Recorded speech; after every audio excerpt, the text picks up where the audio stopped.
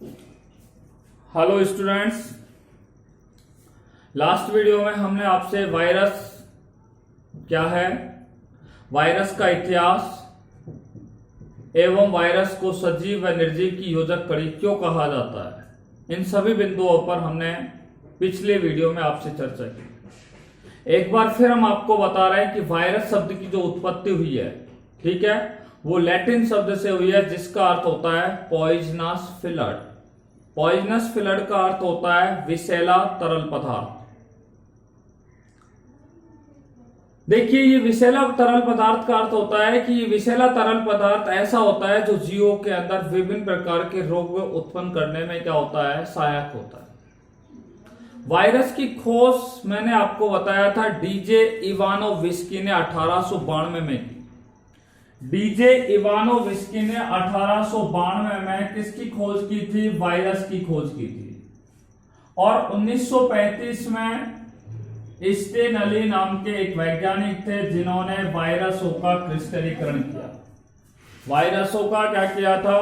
खास तौर से टीएमवी वायरस का क्या किया गया था? उनके द्वारा क्रिस्टलीकरण किया गया। देखिए, वायरस को सजीव और निर्जीव की योजक कड़ी क्यों कहा जाता है?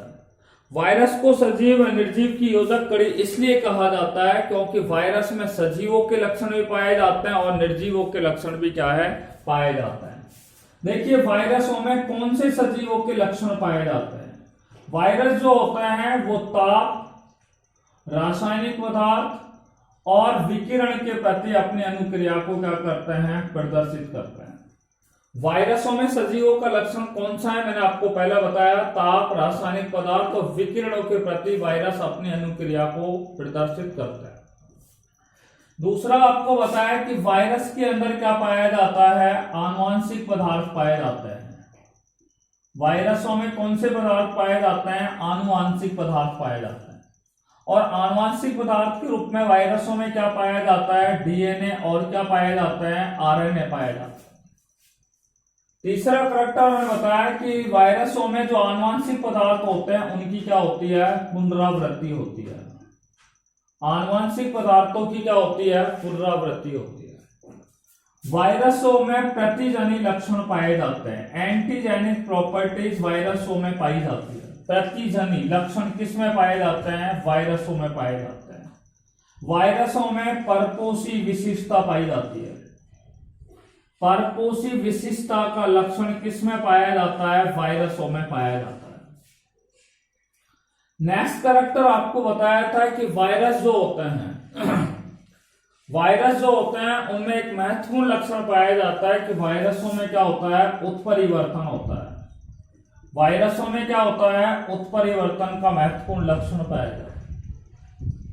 नेक्स्ट कैरेक्टर बताया कि जो वायरस होते हैं, ठीक है, वायरसों का जो प्रवर्धन होता है वो कौन सी कोशिकाओं में होता है? जीवित कोशिकाओं में होता है। अर्थात वायरस जो फलते फूलते हैं, ठीक है, वो किस में फूलते हैं? फलते फूलते हैं जीवित कोशिकाओं में। अर्थात वायरसों का जो प्रवर्धन होता है वो कौन सी कोशिकाओं में होता है? वायरसों का प्रवर्धन जीवित कोशिकाओं में होता है। ये तो हो गए वायरसों के सजीव लक्षण, ठीक है। तो वायरस सजीव क्यों है? इन्हीं कारणों से कारण वायरस कैसा होता है? सजीव के लक्षणों को प्रदर्शित करता है। अब वायरसों में कौन से निर्जीव लक्षण पाए जाते हैं? वायरसों में कौन से निर्जीव लक्षण पाए जाते हैं? देखिए, वायरस जो होते हैं उनका एक तो क्रिस्टलीकरण किया जा सकता है। सजीवों का क्रिस्टलीकरण नहीं किया जा सकता। तो वायरसों का एक तो क्या किया जा सकता है? क्रिस्टलीकरण किया जा सकता है। देखिए स्टूडेंट, दूसरा क्या है कि वायरस जो होते हैं उनमें न तो उपापचय की क्रिया होती है, अर्थात उपापचय क्रियाओं का अभाव होता है। दूसरा, वायरस जो होते हैं वो श्वसन की क्रिया भी नहीं करते हैं, ठीक है। वायरसों में उपापचय की क्रिया भी नहीं होती है, श्वसन की क्रिया भी उनके अंदर क्या है? नहीं पाई जाती। तीसरा कैरेक्टर मैं आपको बता दूं कि जो वायरस होते हैं, ठीक है, उनके अंदर कोशिकीय संरचना का क्या होता है? अभाव होता है। कोशिकीय संरचना का अभाव होता है। वायरसों में कोशिकीय संरचनाएं नहीं पाई जाती है। Cellular structure is absent in virus. और सबसे अंतिम करैक्टर मैंने आपको बताया था कि जो वायरस होता है, ठीक है, उनके अंदर एक खास विशेषता यह होती है कि वायरस जो होते हैं उनके अंदर एक महत्वपूर्ण विशेषता यह है कि उनके अंदर प्रकीणु को बोलते हैं एंजाइम, अर्थात वायरसों में एंजाइमों का क्या होता है, अभाव होता है। एंजाइम उनके अंदर क्या है, नहीं पाएगा। यह हमने लास्ट वीडियो में चर्चा की। आज जो हम आपसे चर्चा करने जा रहे हैं वो हम दो बिंदुओं पर करेंगे। वायरस की संरचना नंबर 1 और नंबर 2 है वायरोइड्स, वायरस की संरचना। तो आज जो हम अध्ययन करने जा रहे हैं वो वायरस की संरचना पर आपसे चर्चा करेंगे, स्ट्रक्चर ऑफ वायरस। तो आज का हमारा टॉपिक है structure of virus. Structure of virus, virus की संरचना, ठीक है। वायरस की संरचना किस प्रकार की होती है, इस पर हम आपसे चर्चा करने जा रहे हैं। देखिए वायरस की जो संरचना होती है उस पर हम आपसे चर्चा करेंगे।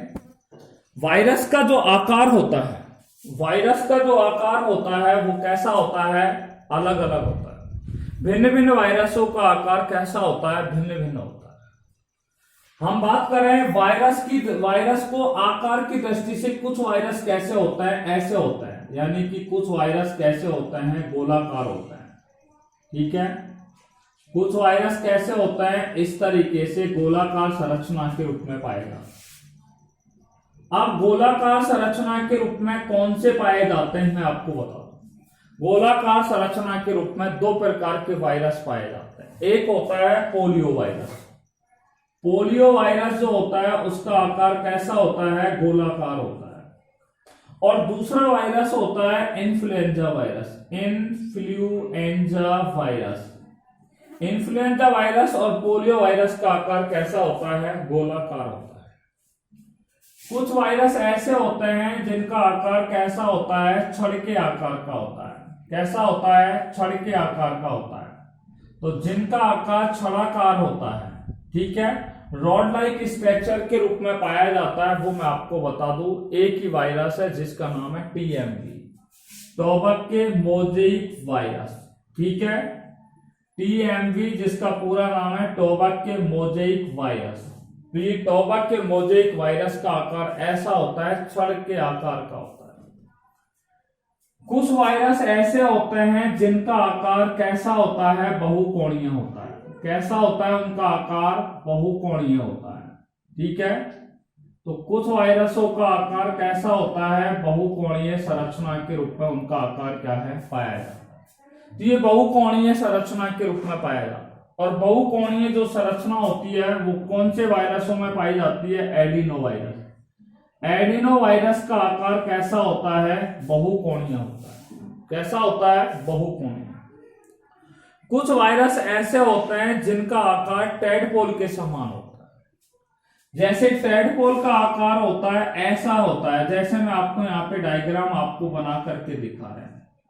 कुछ वायरस ऐसे होते हैं जिनका आकार किस तरीके का होता है, इस तरीके का होता है, ठीक है।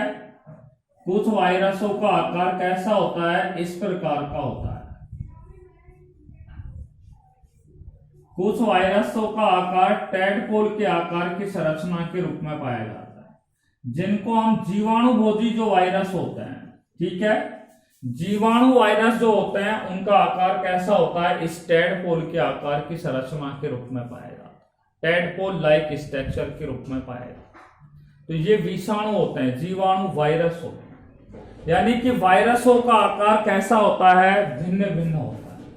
अब हम बात करते हैं कि वायरस जो होते हैं उनकी संरचना पर हम बात कर रहे हैं। तो वायरस की जो संरचना होती है, वायरस की संरचना को 3 भागों में बांटा गया है। वायरस की संरचना को कितने भागों में बांटा गया है, 3 भागों के अंदर क्या है, बांटा गया है। नंबर 1 है protein capsid. Protein capsid virus की संरचना को 3 भागों में बांटा गया है। नंबर 1 प्रोटीन कैप्सिड, ठीक है। नंबर 2 आप ध्यान से सुनिए, दूसरा होता है न्यूक्लिक अम्ल। न्यूक्लिक अम्ल, न्यूक्लिक एसिड के नाम से उन्हें क्या है जाना जाता है। और तीसरा जो प्रकार होता है उस पर हम अगर बात करें तो वो है आवरण, यानी कि वायरस की संरचना इन तीन भागों से मिलकर के क्या है बनी होती है। आवरण को बोलते हैं एनवेलप, एनवेलप के नाम से जाना जाता है। सबसे पहले मैं बात कर रहा हूं प्रोटीन कैप्सिड के बारे में। प्रोटीन कैप्सिड क्या है? वायरसों को यदि इलेक्ट्रॉन सूक्ष्मदर्शी के द्वारा देखा जाए, वायरस को इलेक्ट्रॉन सूक्ष्मदर्शी के द्वारा देखा जाए, इलेक्ट्रॉन सूक्ष्मदर्शी की खोज 1932 में नॉल और रस्का नामक वैज्ञानिक ने, इलेक्ट्रॉन सूक्ष्मदर्शी की खोज 1932 में नॉल और रस्का नाम के दो वैज्ञानिक थे जिन्होंने इलेक्ट्रॉन सूक्ष्मदर्शी की खोज की। और वायरस को सबसे पहले इलेक्ट्रॉन सूक्ष्मदर्शी से जब देखा गया तो ये ज्ञात हुआ कि प्रत्येक वायरस के चारों ओर, ये एक वायरस है और इस वायरस के चारों ओर किसका आवरण पाया जाता है? प्रोटीन का आवरण पाया जाता है। प्रत्येक वायरस के चारों ओर किसका आवरण पाया जाता है? एक प्रोटीन का आवरण पाया जाता है, जिसे क्या कहा जाता है? प्रोटीन कैप्सिड कहा जाता है। तो इसे क्या कहा जाता है? प्रोटीन कैप्सिड कहा जाता है। प्रत्येक वायरस के चारों ओर क्या पाया जाता है? एक खोल पाया जाता है जिसे प्रोटीन कैप्सिड कहते हैं। ठीक है, तो प्रत्येक वायरस के चारों ओर प्रोटीन का एक आवरण या खोल पाया जाता है, उसे ही क्या कहते हैं? प्रोटीन कैप्सिड कहते हैं। ठीक है, देखिए कैप्सिड जो होता है वो अनेक छोटी छोटी उप इकाइयों से मिलकर के बना होता है। कैप्सिड जो होता है वो अनेक छोटी छोटी उप इकाइयों से मिलकर के बना होता है, जिसे हम क्या कहते हैं? कैप्सोमियर कहते हैं। कैप्सोमियर किसे कहते हैं? तो आप कहेंगे कि कैप्सिड जो होता है वो अनेक छोटी छोटी इकाइयों से मिलकर के बने होते हैं, उन्हें कैप्सोमियर कहते हैं। तो कैप्सिड अनेक छोटी छोटी उप इकाइयां होती हैं, वो अनेक छोटी छोटी उप इकाइयां जब जुड़ जाती हैं तो कैप्सोमियर का क्या हो जाता है? निर्माण हो जाता है। अर्थात हम ये कह सकते हैं कि कैप्सिड जो होता है वो कैप्सोमियर से बने होते हैं। कैप्सिड जो होते हैं वो किससे बने होते हैं? कैप्सोमियर से बने होते हैं। आपको बता दें कि एक जो कैप्सिड होगा, इंपॉर्टेंट बात है, एक जो कैप्सिड होगा वो कम से कम 12 कैप्सोमियरों से मिलकर के बना होता है। कितने कैप्सोमियरों से मिलकर के बना होगा? एक कैप्सिड जो होता है वो 12 कैप्सोमियरों से मिलकर के बना होगा। कम से कम 12 कैप्सोमियर होंगे, ज्यादा तो हो पर कम से कम मिनिमम कितने होंगे? 12 कैप्सोमियर होंगे। 12 कैप्सोमियर मिलकर के एक कैप्सिड का निर्माण करते हैं। बात क्लियरली समझ में आ गई? तो कैप्सिड जो होते हैं वो अनेक छोटी छोटी उप इकाइयों से मिलकर के बने होते हैं, जिन्हें क्या कहते हैं? कैप्सोमियर कहते हैं। अर्थात मैं आपको बोल चुका हूं कि कैप्सिड जो होते हैं वो कैप्सोमियरों से मिलकर के क्या होते हैं? बने होते हैं। कैप्सोमियर जो होते हैं वो अनेक छोटी छोटी इकाइयों से मिलकर के बने होते हैं। कैप्सोमियर जो होते हैं ये अनेक छोटी छोटी इकाइयों से मिलकर के बने होते हैं, उन्हें क्या कहा जाता है? मोनोमियर कहा जाता है। क्या कहा जाता है? मोनोमियर कहा जाता है। कैप्सोमियर अनेक छोटी छोटी इकाइयों से मिलकर बने होते हैं, जिन्हें क्या कहा जाता है? मोनोमियर कहा जाता है। और मोनोमियर जो होते हैं वो एक या एक से अधिक, मोनोमियर जो होते हैं वो एक या एक से अधिक किससे बने होते हैं? पॉलीसैकेराइडों से बने होते हैं। पॉलीपेप्टाइडों से मिलकर के क्या होते हैं? बने होते हैं। मोनोमियर जो होते हैं वो एक या एक से अधिक पॉलीपेप्टाइडों से मिलकर के क्या होते हैं? बने होते हैं। अर्थात हम कह चुके हैं आपसे कि कैप्सिड जो होते हैं उनका निर्माण कैप्सोमियर से होता है, कैप्सोमियर का निर्माण मोनोमियर से होता है और मोनोमियर का निर्माण किससे होता है? पॉलीपेप्टाइडों से होता है। इसलिए मैं आपको बोला कैप्सिड जो होते हैं वो अनेक छोटी छोटी उप इकाइयों से मिलकर बने होते हैं, जिन्हें कैप्सोमियर कहते हैं। कैप्सोमियर जो होते हैं वो अनेक इकाइयों से मिलकर के बने होते हैं, जिन्हें मोनोमियर कहते हैं। मोनोमियर जो होते हैं वो एक या एक से अधिक पॉलीपेप्टाइडों से मिलकर के क्या होते हैं? बने होते हैं। बोलिए यहां तक कोई प्रॉब्लम? पहला टॉपिक हमारा आपको समझ में आ गया होगा, प्रोटीन कैप्सिड। प्रोटीन कैप्सिड के बाद हम दूसरे बिंदु पर बात कर रहे हैं न्यूक्लिक अम्ल। न्यूक्लिक अम्ल जो हैं इनकी खोज, ठीक है, सबसे पहले एक वैज्ञानिक थे जिनका नाम था, मैं आपको बता दूं, फ्रेडरिक सेंगर। 1898 में न्यूक्लिक अम्लों की खोज की। न्यूक्लिक अम्ल होते हैं वो जीवन का क्या होता है, आधार होता है। Nucleic acid is the base of life. Nucleic अम्ल जीवन का क्या होता है, आधार होता है। और न्यूक्लिक अम्ल कितने प्रकार का होता है, 2 प्रकार का होता है। एक डीएनए होता है और दूसरा कौन सा होता है, आरएनए होता है। डीएनए का पूरा नाम है डीऑक्सीराइबोस न्यूक्लिक अम्ल, डीऑक्सीराइबोस न्यूक्लिक अम्ल, और इसका पूरा नाम है राइबोस न्यूक्लिक अम्ल, ठीक है। पर आपको ध्यान रखने की बात है कि वायरस में डीएनए और आरएनए में से केवल एक ही न्यूक्लिक अम्ल पाया जाता है। वायरस में डीएनए और आरएनए में से केवल एक ही न्यूक्लिक अम्ल क्या है, पाया जाता है। Only single nucleic acid is found in virus. Virus में केवल एक ही न्यूक्लिक अम्ल क्या है, पाया जाता है। या तो उनमें डीएनए पाया जाता है या फिर उनमें क्या पाया जाता है, आरएनए पाया जाता है। ये डीएनए आरएनए जो होते हैं ये विभिन्न रूपों के रूप में पाए जाते हैं। जैसे मैं आपको बता दूं, न्यूक्लिक अम्ल हम कह सकते हैं न्यूक्लिक अम्ल विभिन्न रूपों में पाए जाते हैं। तो न्यूक्लिक अम्ल कौन कौन से रूपों में पाए जा सकते हैं उनका मैं आपको यहां पर एक चार्ट के जरिए आपको बता दूं। देखो डीएस डीएनए लिखा हुआ है मैंने। डीएस डीएनए का अर्थ होता है डबल स्ट्रैंड डीएनए, हिंदी में बोलेंगे द्विसूत्री डीएनए।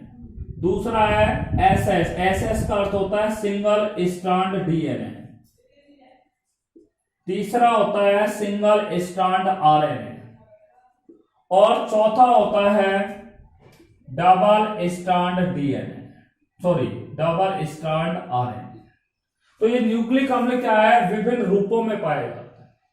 अब द्विस्ट्रैंड डीएनए क्या है, मैं आपको बता दूं द्विस्ट्रैंड किस तरीके का होता है। ये तो क्या है, एकल स्ट्रैंड हो गया, एक रज्जु, एक सूत्री डीएनए हो गया, एक सूत्री डीएनए हो गया। और इसको इस तरीके से ये कौन सा बन गया, अब द्विसूत्री डीएनए हो गया। ऐसे ही ये एक सूत्री क्या होता है, आरएनए होता है, एक सूत्री आरएनए होता है। देखिए द्विसूत्री डीएनए जो होता है, द्विसूत्री डीएनए जो होता है वो किस में पाया जाता है, एक पॉक्स वायरस में पाया जाता है। द्विसूत्री डीएनए किस में पाया जाता है, पॉक्स वायरस में पाया जाता है।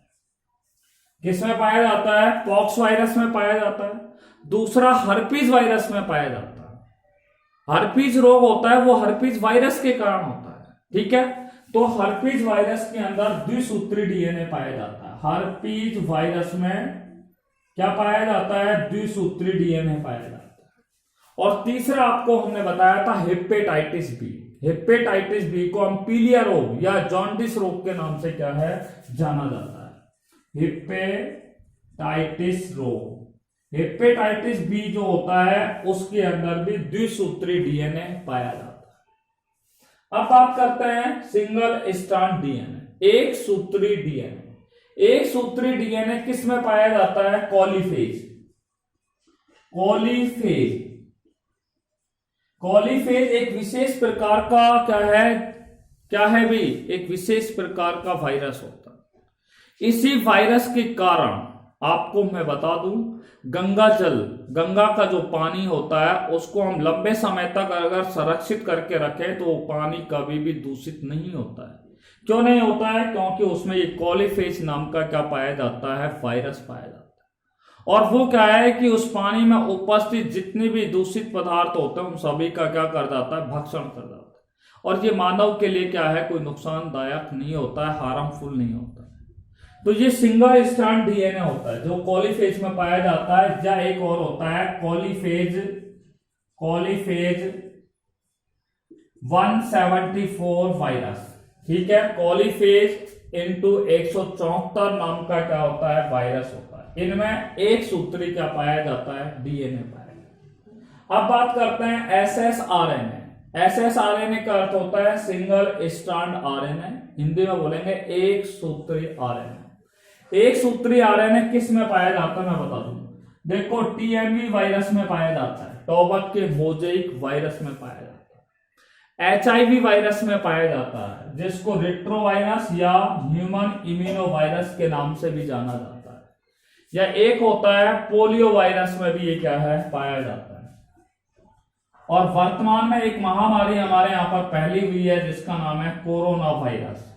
ये कोरोना वायरस में भी क्या पाया जाता है, सिंगल स्ट्रैंड आरएनए पाया जाता है, एक सूत्री आरएनए पाया जाता है। इसलिए आपको पता है एड्स की दवाइयां ही क्या है इस कोरोना वायरस के रोग को दूर करने के लिए दी जा रही है, क्योंकि एड्स का वायरस और कोरोना वायरस क्या है दोनों लगभग समान है, परंतु ये अपनी संरचना को क्या कर लेता है, बदल देता है, अपने फॉर्म को क्या कर देता है, चेंज कर देता है कोरोना वायरस। ठीक है, तो ये टीएमवी, एचआईवी, पोलियो और कोरोना वायरस में सिंगल स्ट्रैंड आरएनए क्या है पाया जाता है। हालांकि इसमें खोज चल रही है, परंतु हाल ही में जो खोज की गई है उसमें सिंगल स्ट्रैंड आरएनए आपके बताया गया है। कोरोना वायरस का अभी आपकी किताबों में दिया हुआ जिक्र नहीं है, पर मैंने आपकी नॉलेज के लिए क्या है यहाँ पर बता दिया।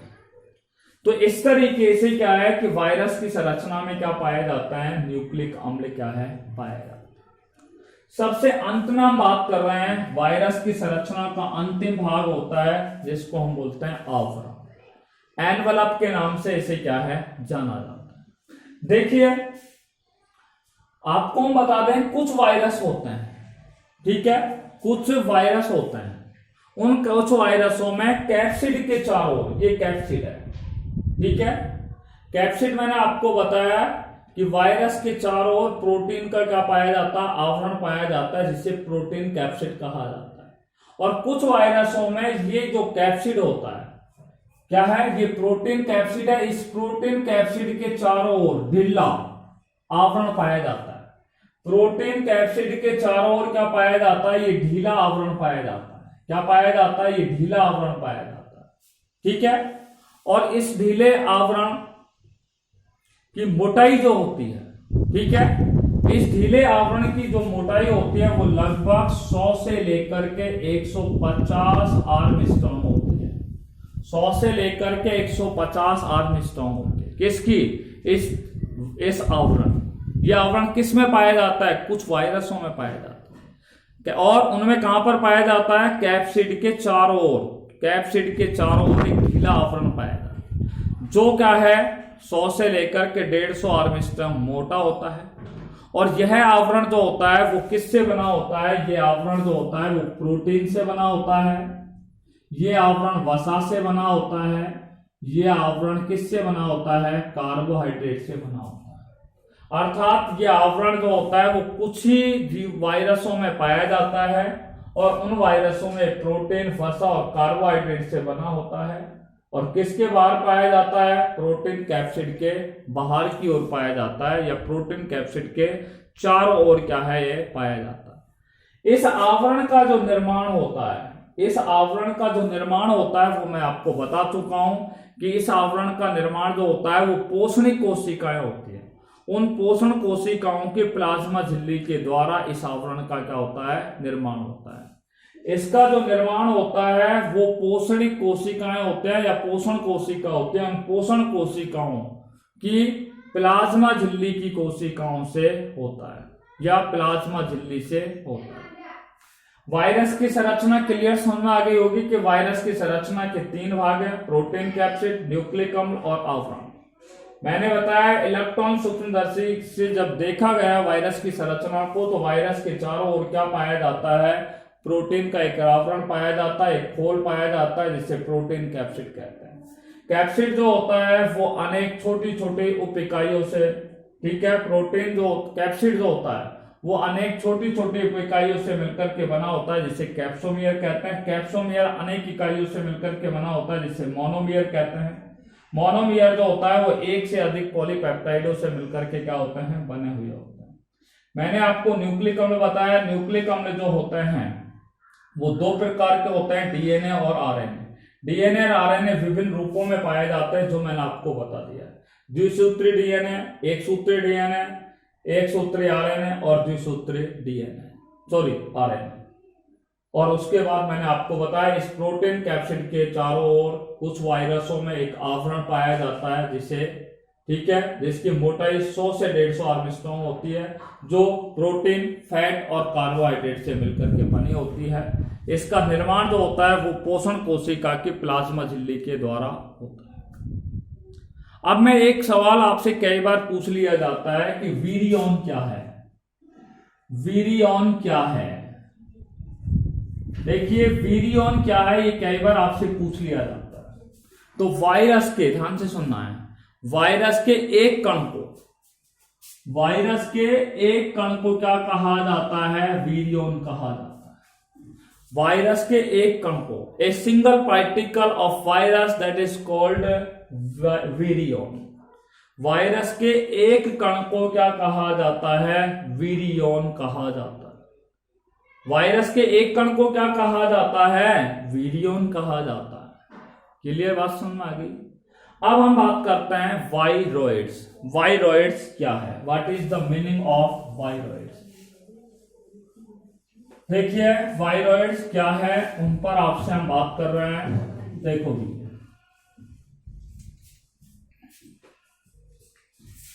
आज का हमारा दूसरा टॉपिक है जिसका नाम है वायरॉइड्स। वायरॉइड्स, देखिए वायरॉइड्स क्या है।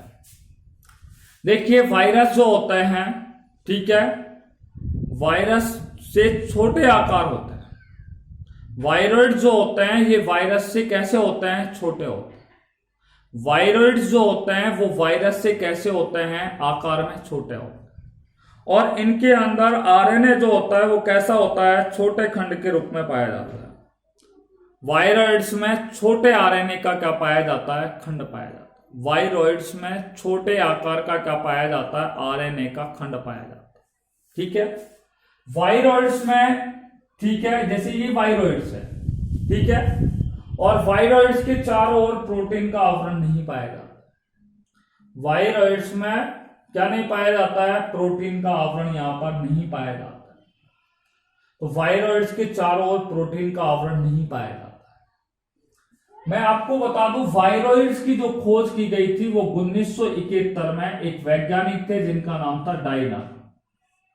डाइनर नाम के वैज्ञानिक ने 1971 के अंदर किसकी खोज की थी? वायरॉइड्स की क्या की थी? खोज की थी। Viroids is discovered by dinar scientist. Dinar नाम के वैज्ञानिक ने इनकी क्या की है? खोज की है। और मैंने आपको बता दिया है कि वायरॉइड जो होते हैं वो वायरस से आकार में छोटे होते हैं। वायरॉइड्स में छोटे खंड के क्या पाए जाते हैं? आरएनए पाए जाते हैं। कैसे पाए जाते हैं? छोटे आकार के क्या पाए जाते हैं? आरएनए पाए जाते हैं। और इनका आकार कैसा होता है? अति सूक्ष्म होता है, जिनको हम अपने नग्न आंखों के द्वारा क्या है? वायरॉइड्स में एसएस आरएनए पाया जाता है। वायरॉइड्स में क्या पाया जाता है? एकल सूत्री आरएनए पाया जाता है, या इंग्लिश में बोला है single strand RNA is found in viroids. Viroids में एक सूत्री आरएनए क्या है? पाया जाता है। वायरॉइड्स में एक सूत्री क्या पाया जाता है? आरएनए क्या है? पाया जाता है। वायरॉइड जो होते हैं वो रोगजनक क्या होते हैं? परिजीवी होते हैं। कैसे होते हैं? रोगजनक परिजीवी होते हैं। इनमें न्यूक्लिक अम्ल का जो अणुभार होता है, अर्थात आरएनए का जो अणुभार होता है वो बहुत ही कम होता है। कितना होता है? 1.1 से लेकर के 1.3 गुण इंटू 10⁵ डाल्टन होता है। वायरॉइड्स में न्यूक्लिक अम्लों का अणुभार कम होता है और इनका अणुभार 1.1 से लेकर के 1.3 इंटू 10⁵ डाल्टन होता है। और वायरॉइड्स की एक खास खूबी क्या होती है कि ये वायरॉइड्स केवल उच्च श्रेणी के जो पादप होते हैं उनमें रोग पैदा करते हैं। उच्च श्रेणी के पादपों में रोग उत्पन्न करने का कार्य किसके द्वारा किया जाता है? वायरॉइड्स के द्वारा किया जाता है। जैसे मैं आपको बता दूं, साइट्रस एक्सपोर्टिस, साइट्रस एक्सपोर्टिस ये क्या है? वायरॉइड्स के द्वारा इसमें रोग होता है। आलू के अंदर एक रोग होता है पोटैटो पोटैटो स्पिंडल ट्यूबर रोग होता है। आलू में जो रोग होता है पोटैटो स्पिंडल ट्यूबर, ये वायरॉइड्स के कारण होता है। सिट्रस एक्सपोर्टिस, नींबू जो होता है, ठीक है, उसके अंदर ये जो रोग होता है सिट्रस एक्सपोर्टिस, ये वायरॉइड्स के कारण ये रोग उत्पन्न होता है। बात करते हैं characteristics of viroids. Characteristics of viroids के लक्षण। देखिए वायरॉइड्स के 4-5 लक्षण हैं जो बहुत ही इंपॉर्टेंट है। पहला कैरेक्टर तो मैंने बताया कि केवल इसमें एकल सूत्री या एक सूत्री क्या पाया जाता है, आरएनए पाया जाता है। एक सूत्री आरएनए इनके अंदर क्या है, पाया जाता है। वायरॉइड्स में एक सूत्री क्या पाया जाता है, आरएनए पाया जाता है। दूसरी बात है, मैंने आपको बताया इनके चारों ओर प्रोटीन का आवरण नहीं पाया जाता है, अर्थात प्रोटीन का आवरण इनके अंदर क्या है, नहीं पाया जाता है। प्रोटीन का आवरण इनके चारों ओर नहीं पाया जाता, बिल्कुल सही बात है। अगर इनके चारों ओर प्रोटीन का आवरण नहीं पाया जाता है तो ये वायरॉइड्स कैसे होता है, नग्न होता है।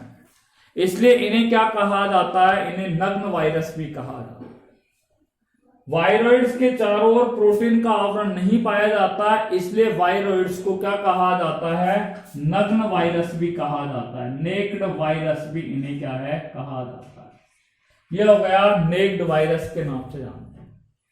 वायरस के चारों ओर प्रोटीन का आवरण पाया जाता है, नहीं पाया जाता है, जिसे क्या कहते हैं, कैप्सिड कहते हैं। तो हम कह सकते हैं कि वायरॉइड्स के अंदर क्या है, कैप्सिड का अभाव होता है, कैप्सिड नहीं पाया जाता। Capsid is absent in viroids. चौथा जो मेनली कैरेक्टर है मैं आपको बता दूं, इनमें आरएनए जो होता है वो आकार में कैसा होता है, छोटा होता है। आकार में कैसा होता है, आरएनए वायरॉइड्स में छोटा होता है। मैंने पहले बोला कि वायरॉइड्स में आरएनए छोटे खंड के रूप में पाया जाता है, तो स्मॉल होता है। और इस आरएनए में जो न्यूक्लियोटाइड होते हैं, उन न्यूक्लियोटाइडों की संख्या 246 से लेकर के कितनी होती है, 388 होती है। वायरॉइड्स के अंदर न्यूक्लियोटाइड्स की संख्या 246 से लेकर के कितनी होती है, 388 होती है। 246 से लेकर के कितनी होती है, 388 होती है। ये वायरॉइड्स के क्या हो गए, कैरेक्टर हो गए। पहला कैरेक्टर, वायरॉइड्स के अंदर एक सूत्री आरएनए पाया जाता है। नंबर 2, वायरॉइड्स में प्रोटीन का आवरण नहीं पाया जाता है, इसलिए इन वायरॉइड्स को नग्न वायरस कहा जाता है। वायरॉइड्स में प्रोटीन का आवरण नहीं पाया जाता है, तो इसलिए हम कह सकते हैं कि वायरॉइड्स में कैप्सिड का अभाव होता है। वायरॉइड्स में आरएनए कैसे होते हैं, आकार में छोटे होते हैं। मैंने आपको बताया ये आरएनए जो होता है वो छोटे खंड के रूप में पाए जाते हैं, इसलिए आरएनए कैसा होता है, वायरॉइड्स में छोटा होता है। और इनमें न्यूक्लियोटाइडों की संख्या 246 से लेकर के 388 होती है। और सबसे अंतिम कैरेक्टर मैंने आपको बता दिया कि ये उच्च श्रेणी के पादपों के अंदर केवल रोग उत्पन्न करने का कार्य है। केवल उच्च श्रेणी के पादपों में रोग उत्पन्न करने का कार्य वायरॉइड्स के द्वारा किया जाता है। देखिए आज हमने बात की है वायरस की संरचना और वायरॉइड्स क्या है, ठीक है। इस चैप्टर का केवल एक एंड टॉपिक बचा है जिसका नाम है लाइकेंस, जिस पर हम नेक्स्ट वीडियो में आपसे चर्चा करेंगे। Till then take care bye corona. Thanks very much.